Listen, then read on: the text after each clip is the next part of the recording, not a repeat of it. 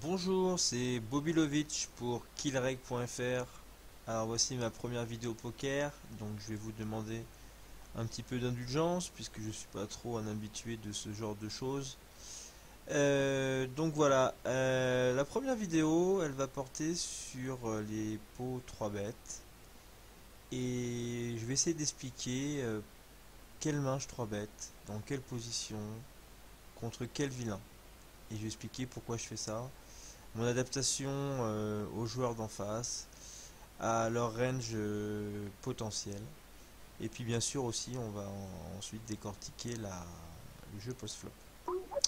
Donc j'ai sélectionné 16 mains. On va découper cette vidéo en deux parties. Donc dans cette première partie on va visionner 8 mains. Et ça devrait durer environ une demi-heure. Et ensuite vous aurez la partie 2 un petit peu plus tard. Donc on commence tout de suite par la main numéro 1, où je me retrouve avec As-Valet au bouton. Donc avant toute chose, je vais quand même présenter vite fait mon HUD, afin que vous ne soyez pas complètement perdu pendant la vidéo. Donc ici on a le VPIP, le PFR, le style global, 3 bêtes, fold to 3 bêtes, 4 bêtes, pourcentage, fold to 4 bêtes et fold to 5 bêtes. La deuxième ligne on a C-bet au flop, C-bet au turn et C-bet river. Ensuite fold to C-bet flop, fold to C-bet turn et fold to C-bet river. Ensuite ces deux dernières stats c'est le bet versus miss C-bet au flop et le bet versus miss C-bet au turn. Donc ce sont des stats un petit peu marginales, mais sur certains joueurs qui ont des leaks assez énormes et qui ont tendance à auto-bet quand on leur check. C'est assez important de le savoir et d'adapter donc son play en fonction. Et la dernière ligne, donc c'est l'aggression factor, le check raise, raise 6 bet en position, le fold to check raise et fold big blind to steal. Donc ça je trouve que c'est une stat assez importante. Je connais pas beaucoup de joueurs qui la mettent sur le HUD, mais je trouve ça assez important puisqu'il y a des différences assez énormes entre différents règles. Il y a des règles qui vont défendre énormément leur big blind et donc il va falloir un petit peu resserrer son range d'open. Et d'autres qui se laissent allègrement piquer leur blind et donc on peut s'en donner à cœur joie. Mais c'est pas le thème de la vidéo. Le thème, comme je le rappelle, ce sont les pots 3 bêtes. Donc c'est parti.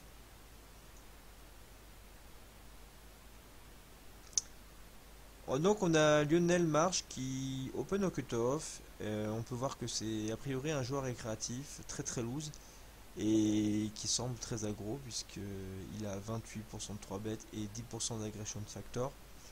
Donc je décide de 3 bêtes à ce valet sous tilt, donc c'est standard. C'est d'autant plus standard puisque derrière on a un joueur tight et un reg, donc on n'a vraiment pas envie qui s'invite dans le coup. Ça aurait pu être différent s'il y avait eu deux joueurs récréatifs dans les blindes. Et par exemple, si on prend la situation où c'est un reg qui open et où il y a deux fiches dans les blindes, là je n'aime pas 3 bêtes puisque du coup on risque de perdre les fiches et de se retrouver à jouer contre le reg et voire de se faire 4 bêtes. Et avec As-Valet c'est assez délicat à gérer. Donc c'est une toute autre situation que celle-ci. Dans ces situations-là, il est vraiment clair que c'est un 3 bet pour value. Et je pense que j'ai fait une petite erreur sur le sizing. J'aurais dû miser un petit peu plus cher, puisqu'on est quand même 120 dips et qu'il n'a pas l'air de fold des masses. Donc je pense qu'on a plus de value à faire un sizing plus cher. Donc vilain call.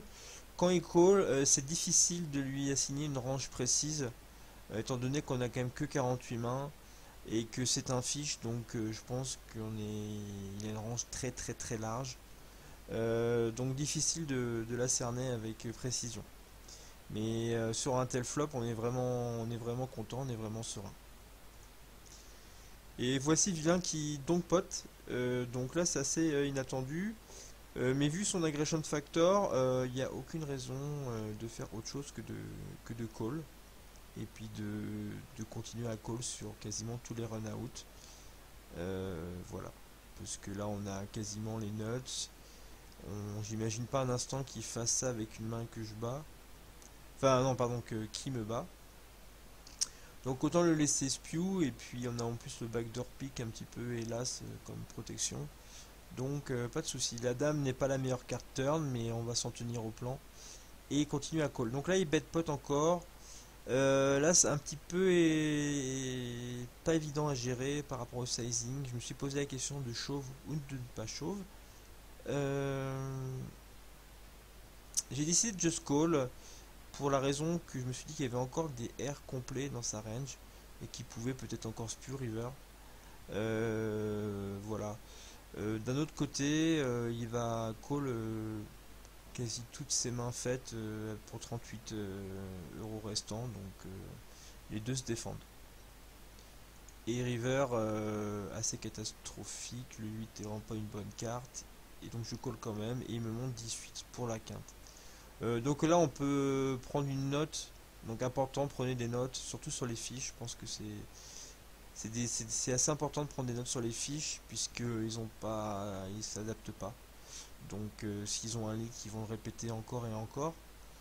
Donc là on peut prendre la note qui défend 18 offsuit sur un 3 bet hors de position. Donc c'est important de le noter. Et donc As Valet, on était vraiment loin devant sa range. Ce qui veut dire aussi que il faut pas hésiter à 3 bet encore plus light sur ce type de joueur.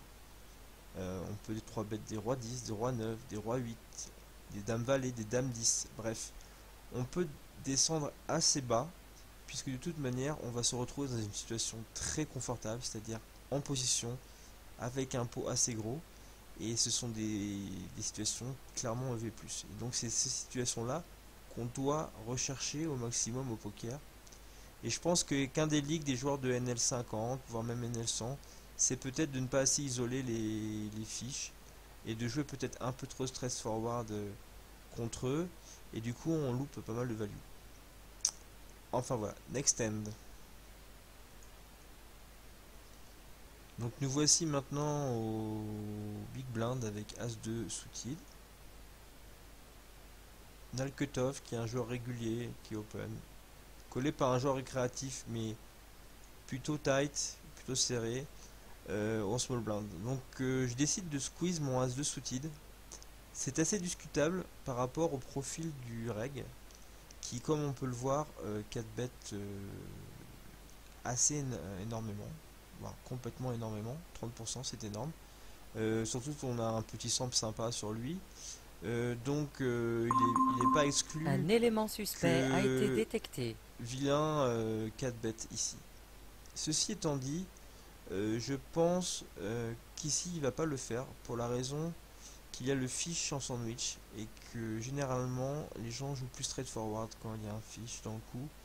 Du coup je m'attends qu'il joue aussi de manière directe cette main là et qui fold toutes ses mains un petit peu marginales et qui bet uniquement ses premium. Donc il fold et le fish call. Donc c'est pas une mauvaise situation. On se retrouve un petit peu dans la même situation que la main précédente, à jouer à un pot 3 bêtes en position contre un joueur récréatif. Donc là sur un board aussi dry, j'aurais ces bêtes quasiment toute ma range. J'aurais peut-être check back des paires de dames ou paires de rois. Donc là je sais bet standard et vilain mini raise. Donc là encore une fois on se retrouve avec la même logique que la main précédente.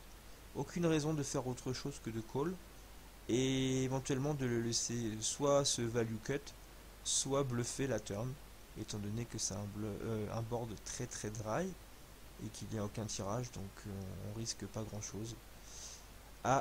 Just call ce flop. Le turn est un 8 et il chauve. Je call bien entendu. Et il montre paire de dames. Donc j'ai pas vraiment compris l'idée derrière son play. Je sais pas s'il bluffe, je sais pas s'il value quelque chose. Enfin, peu importe. On a réussi à prendre une cave. et ça renforce voilà le point que je veux vraiment souligner sur cette vidéo, qui est vraiment de ne pas hésiter à 3 bet des mains, même potentiellement dominées contre les fiches. Mais de toute manière, contre les fiches, on fera beaucoup moins d'erreurs qu'eux, et donc de toute manière, sur le long terme, on fera un profit évident.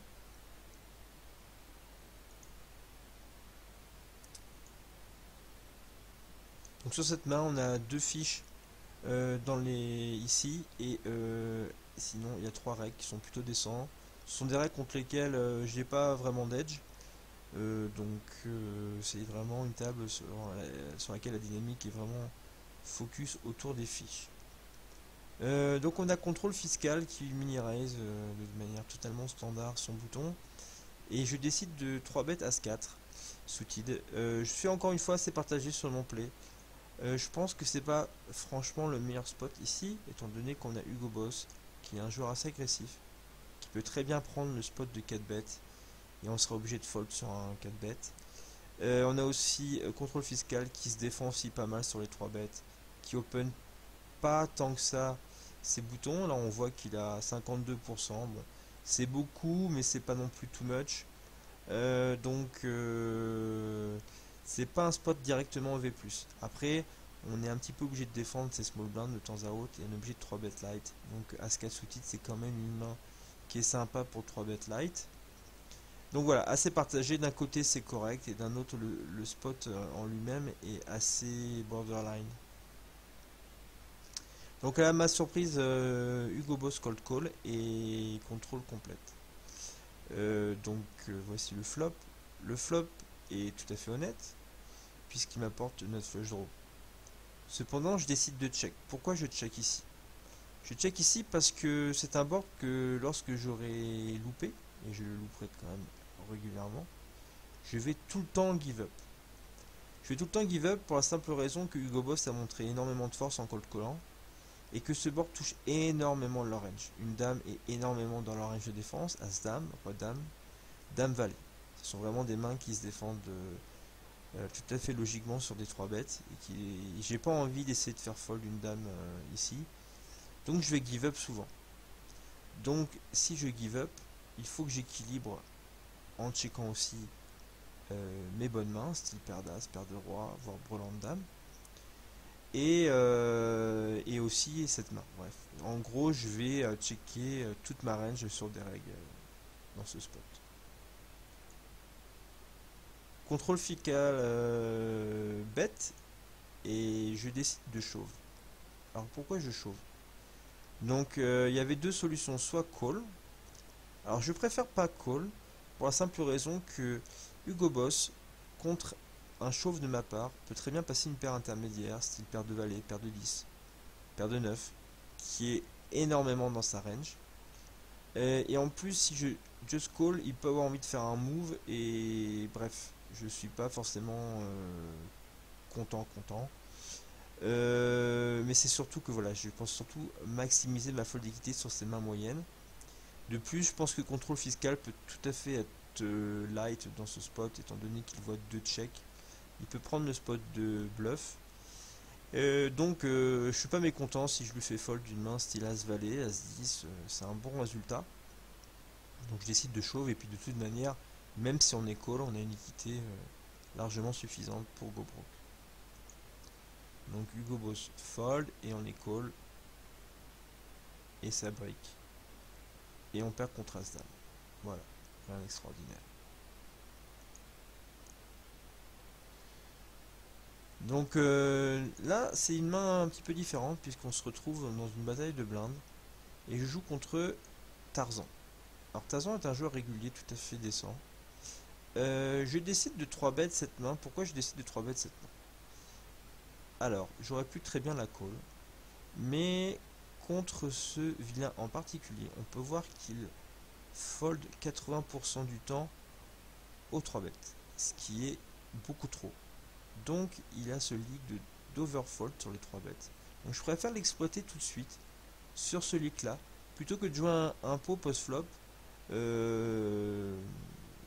Et post-flop, je pense pas forcément avoir un edge évident contre Tarzan, qui est un joueur tout à fait honnête. Donc je préfère prendre tout de suite l'initiative et essayer de le faire fold ses mains. Donc là Tarzan call. Quand il call, je le mets sur un range vraiment solide.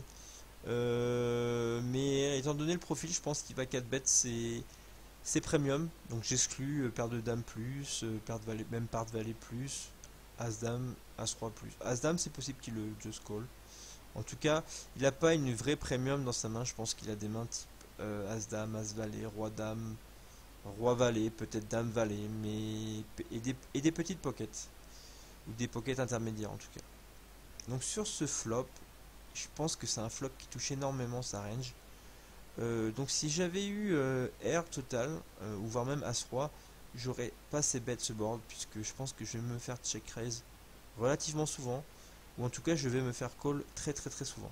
Je pense que ma fold équité est relativement faible. Cependant avec mon flush draw, je vais quand même ces bêtes parce que j'ai beaucoup d'équité, et que je peux quand même faire fold des petites pockets, paire de 3, paire de 4. As valet, As 10, enfin bref, il y a quand même pas mal de choses sympas qui peuvent se passer lorsque je sais bet ici. Donc on y va, on sait bet et on est call. Donc quand on est call, j'exclus Brelan de 7, Brelan, enfin quoique je suis pas sûr de l'exclure puisqu'il peut très bien le slow play. Mais je pense que souvent les règles vont le check raise, la raison, puisque c'est un board drawy, donc ils vont souvent aussi peut-être le check raise leur draw. Et il y a beaucoup de cartes qui peuvent freiner l'action turn, donc ils ont tout intérêt à check raise leur brelan ou leur deux paires type 9-7, même si je pense pas que Tarzan call 9-7 hors de position.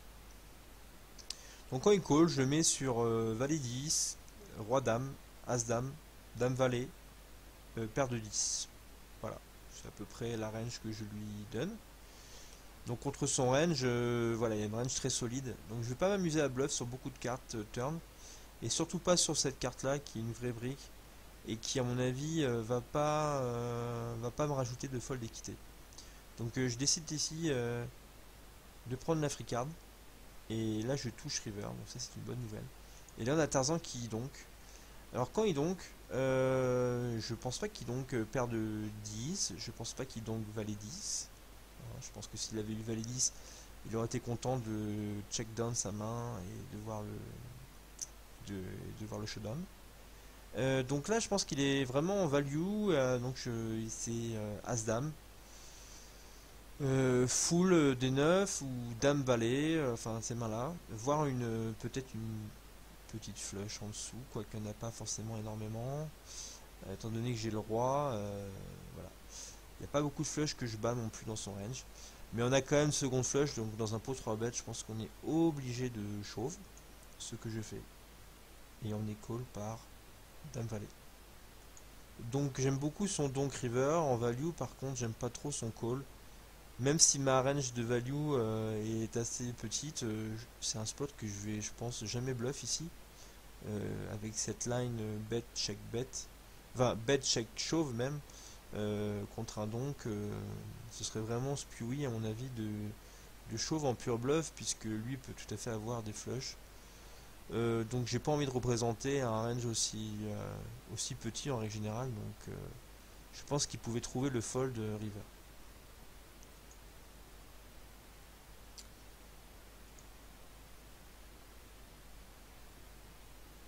Donc on a Zephyr, qui est un joueur récréatif, qui est au mini-raise ce bouton, et on a un règle très serré qui call en small blind.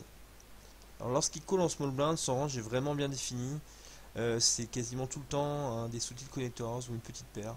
Voire roi dame si vraiment il est très tight et qu'il veut pas 3 bet ça. Mais en tout cas, il va pas s'amuser à call des merguez et il aura 3 bêtes systématiquement des premiums. Donc c'est assez facile à jouer.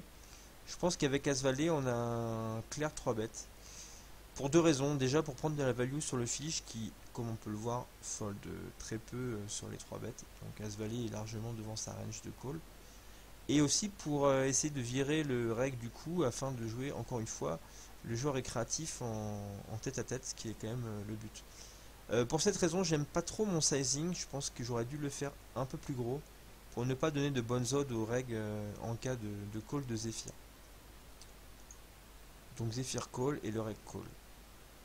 Alors on est aussi sur un board valet 6-7 avec un flush draw. Donc c'est un board très connecté. Donc là on va faire un sizing relativement cher, contrairement à mon standard qui est moitié du pot.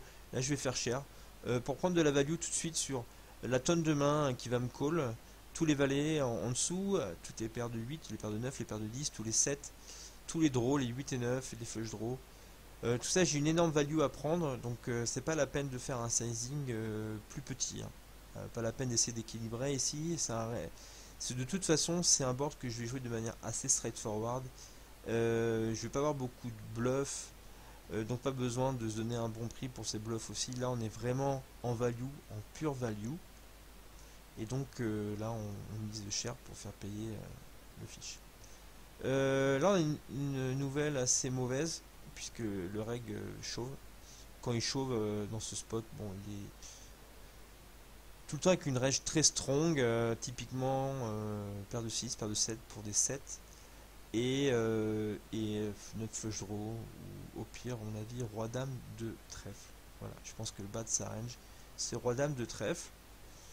J'ai pas fait les maths, peut-être qu'on peut trouver un fold contre cette range, il faudrait faire le calcul. Je suis désolé, j'ai pas de petit logiciel avec moi, donc je vous laisse faire ce petit calcul chez vous, vous êtes grand. Mais je suis pas sûr que ce call soit si EV plus que ça. Mais si on rajoute toute la dead money, plus le fait que Zephyr peut des fois call une main que l'on bat, bon, j'ai quand même décidé de call, et puis il y a quand même pas mal de draws dans sa range. À bout. Donc mis à bout, j'ai décidé de call, mais je suis vraiment pas content et je m'attends à perdre très souvent. Et on perd contre 7 et 6, qui est vraiment le bas de sa value range. Il n'y a vraiment rien d'autre qui chauve. Donc nous voici avec As-Roi contre OG. Alors OG 75, c'est une sorte de semi-fiche. C'est un joueur que je vois régulièrement, qui est pas complètement idiot, qui fait des choses sensées, mais qui est beaucoup trop loose et qui est assurément perdant. Donc, et les deux autres joueurs sont des joueurs réguliers tight, donc c'est clairement le spot de la table. Donc ici on a un easy 3 bet pour value. Voilà. Et OG call. Donc là on a un super board que je vais c-bet généralement près de 100%. Là je décide de check, donc c'est pas du tout mon standard, et je vous conseille pas de faire ça. Je vous conseille pas de faire ça en règle générale, mais là je crois me souvenir que j'avais une dynamique spéciale avec OG et que j'avais dû lui montrer quelques trucs assez funky sur des check raise, et donc je décide de check raise de nouveau ce spot. Alors c'est pas du tout standard, c'est pas du tout recommandé. À la limite, si on décide de check, c'est plutôt pour check call, pour laisser bluffer l'adversaire. Mais là je décide de check raise parce que de mémoire il ne me croyait pas du tout. Et donc là il chauffe, 4 bêtes chauffe, donc là on est plutôt content, et puis on va call.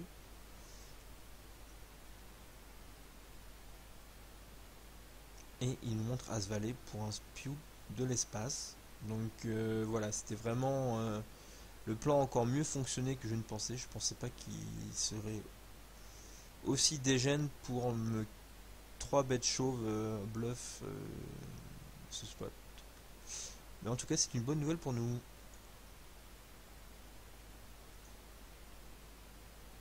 Alors voici l'avant-dernière main de cette vidéo. Alors on a As-Roi, et on a un joueur créatif qui open au cutoff. Donc c'est un joueur qui est très loose mais qui est open peu.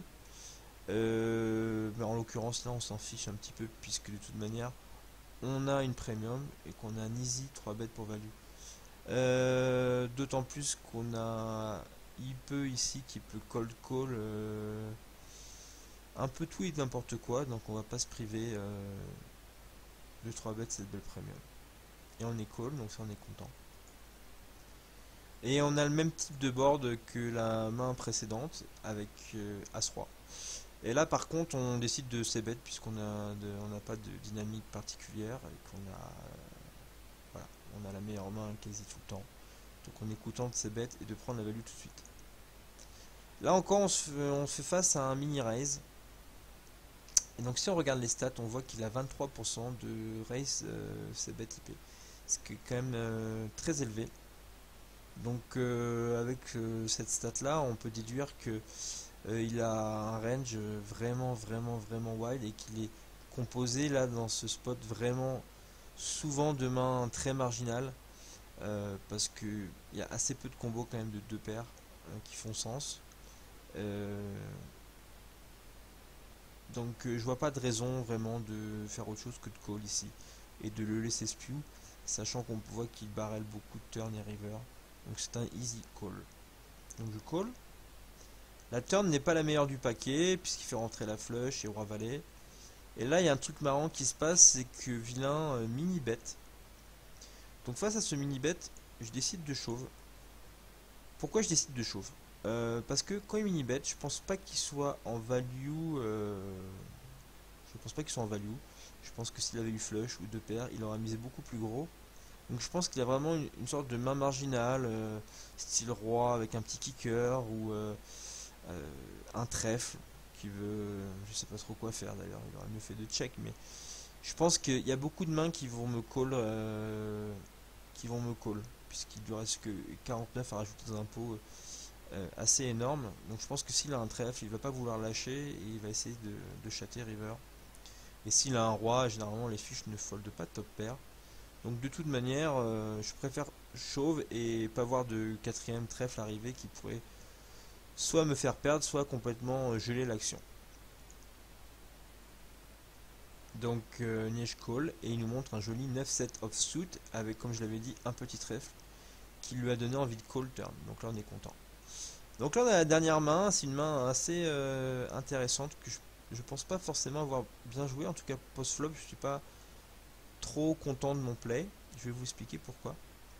Donc on a Kawa qui open au bouton. Kawa c'est un joueur, je sais pas trop comment le classer. J'ai l'impression qu'il est quand même un peu fishy.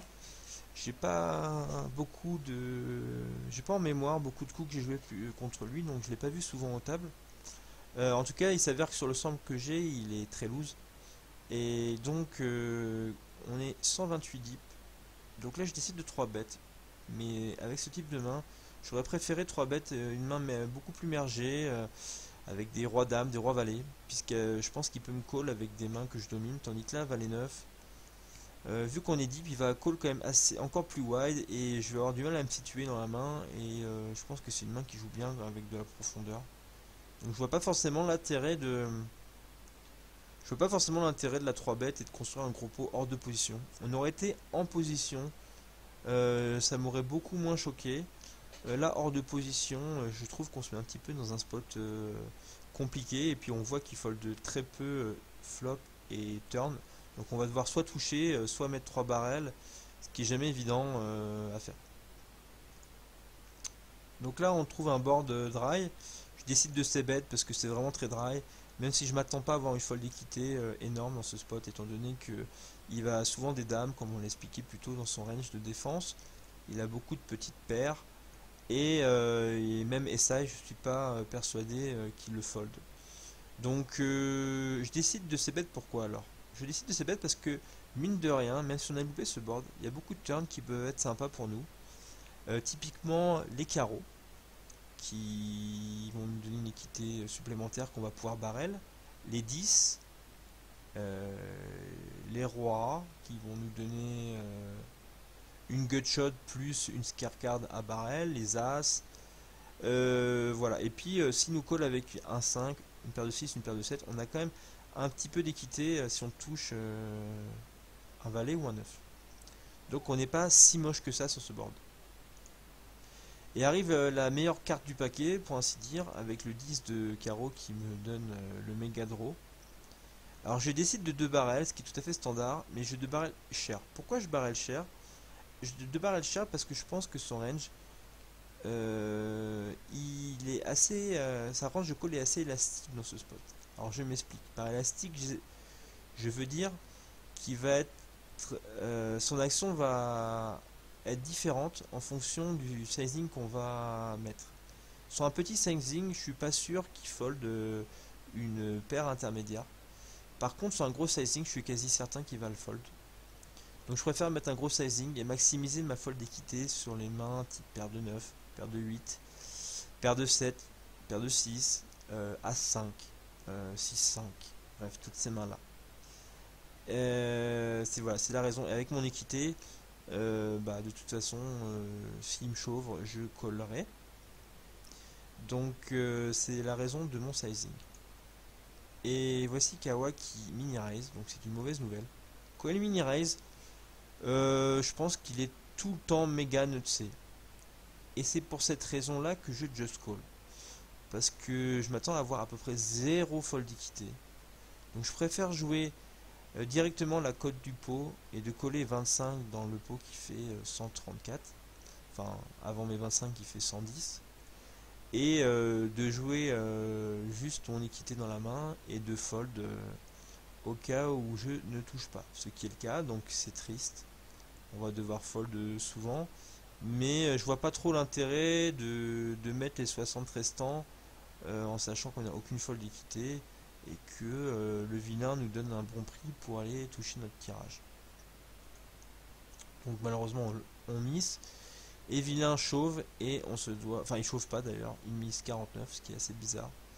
Et voilà, me voilà contraint de fold. Donc c'est dommage, c'est un petit peu tiltant, je vous le cache pas, mais je pense que call la turn est supérieur à chauve. Voilà. Bon bah c'est tout pour aujourd'hui. Ah non, ce n'est pas tout pour aujourd'hui, j'ai fait une petite erreur. Il me reste encore 2 mains à vous expliquer. Donc allons-y, on a droit à du rab. C'est parti pour 2 mains supplémentaires. Alors nous voici avec paire d'as en big blind. Donc c'est un spot tout sympa en espérant ne pas prendre de walk. Donc on a Lipton Yellow qui est un reg tout à fait, qui me paraît tout à fait décent, qui m'attaque ma big blind, je 3 bet de manière tout à fait normale. Et voilà qui me mini 4 bet. Donc là c'est vraiment étonnant, je m'attendais pas du tout à ça. Il mini 4 bet. Alors quoi faire sur ce mini 4 bet? Donc il y a plusieurs options, soit en 5 bet, soit en just call. Alors j'ai décidé de just call. Pourquoi j'ai décidé de just call? Parce que contre ce sizing là, je vais call quasiment toute ma range de 3 bêtes, que ce soit ma range de 3 bêtes light ou que ce soit ma range de 3 bêtes pour value. Avec de tels odds, je vais call any two, donc pour équilibrer ça, j'ai aussi envie de call mes premiums, et vu que j'ai la position, d'en profiter et d'éventuellement de le laisser spew post-flop. Voici un spot pas forcément génial.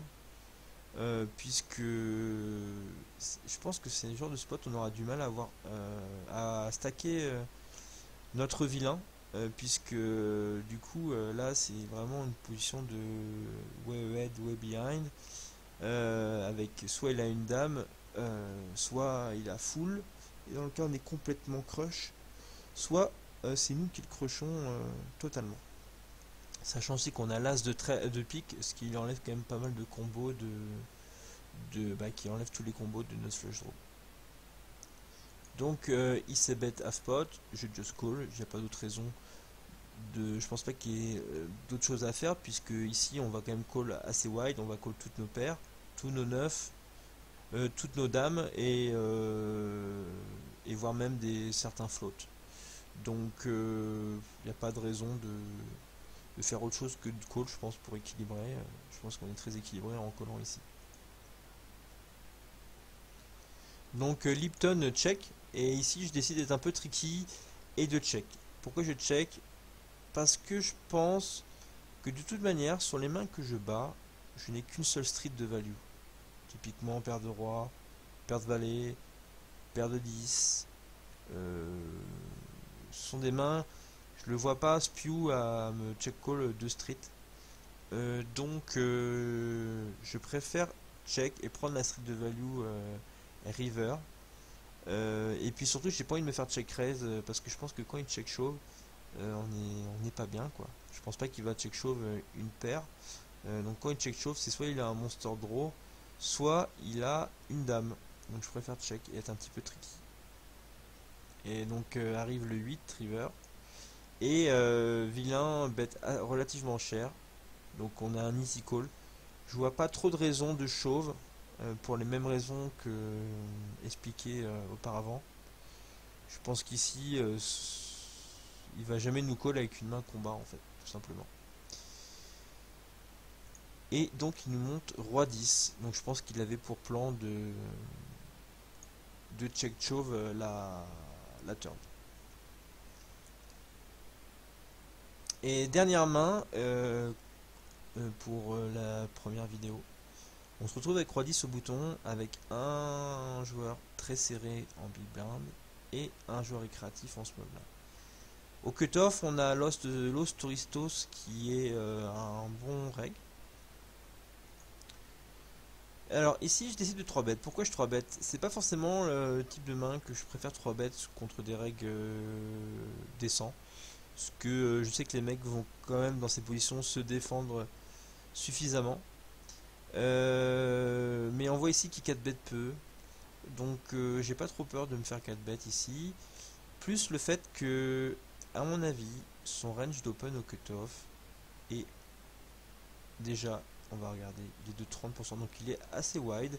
Et il est d'autant plus wide ici, à mon avis, qu'il y a le fish en small blind. Et il y a un gros nit en big blind. Donc il a une fold d'équité énorme ici. Au pire, il récupère les blindes. Ou sinon, le fish va call. Il va jouer un coup en position sur le fish. Donc je pense qu'ici, il va vraiment call wide. Donc j'ai envie de prendre le spot de 3 bet light pour contrer voilà, son range qui me semble trop wide dans ce spot. Donc les deux blindes de fold et Los Touristos call. Donc on n'est pas forcément content. Le flop vient 8-5-3 Rainbow. Donc je pense qu'on a un c-bet standard. Voilà, je pense qu'on peut faire fold des rois dames, des rois valets, des valets 10, des dames valets, enfin bref. Je suis pas forcément sûr qu'il call SI ici hors de position. Je suis pas sûr non plus qu'il les fold, mais je pense que c'est assez compliqué pour lui de call As valet, As 10 hors de position comme ça. Donc j'aime bien mon c-bet.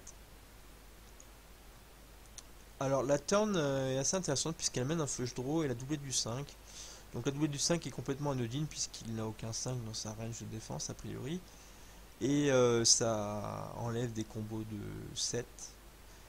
Et surtout, quand je 2 barrels, donc là c'est là qu'il est important de planifier sa main.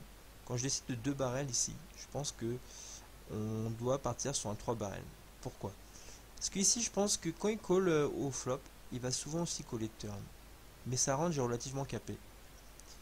C'est pas obligatoirement capé puisqu'il peut avoir slopé des paires d'as et des paires de rois, mais elle est plus souvent capée que la mienne. Donc je pense que si tu mets 3 barrels, vilain peut fold des mains type paire de 9, paire de 10 ou des 8, 7, des 9 et 8. Mais il est important de comprendre que dans ce spot, si on met le 2 barrels, on doit mettre le troisième puisque ces mains là vont pas fold de turn, mais peut-être elles folderont river. Donc soit on give up tout de suite et on espère toucher river, soit on barrel en ayant pour plan de barrel aussi la river. Donc vilain call et la triplette du 5. Et là je suis vraiment pas content de moi. Là j'ai vraiment fait mon lâche et j'ai check back. Je pense qu'après avoir check la turn, pardon, avoir bet la turn, ça ne fait aucun sens de check back cette river. Je pense savoir pourquoi je me suis dégonflé, c'est que je me suis dit que quand il call 2 fois, il a tout le temps une paire qui lui fait donc maintenant full. Et j'ai pas forcément envie d'essayer de faire fold full, même si c'est tentant, même si son range semble capé, je me suis dit que c'était peut-être un spot un petit peu trop évident à ses yeux. Enfin voilà, je manque de read sur lui, je sais pas si c'est un vilain qui hero call ou qui hero fold. Donc dans le doute j'ai fait un peu lâche et j'ai check back, mais je pense que j'aurais dû m'en tenir au plan et chauve 7 river. Et il nous montre 3 pour le petit full qui s'est fait contrefait. Donc on aurait eu, je pense, de la folle d'équité river. Donc voilà, on a regardé environ 8 ou 9 mains si je ne m'abuse. Et vous aurez le reste des mains dans la prochaine vidéo. Voilà, j'espère que ça vous a plu. N'hésitez pas à laisser vos commentaires ou vos questions dans la partie dédiée. Et puis je vous dis à très bientôt. C'était Bobilovic pour killreg.fr.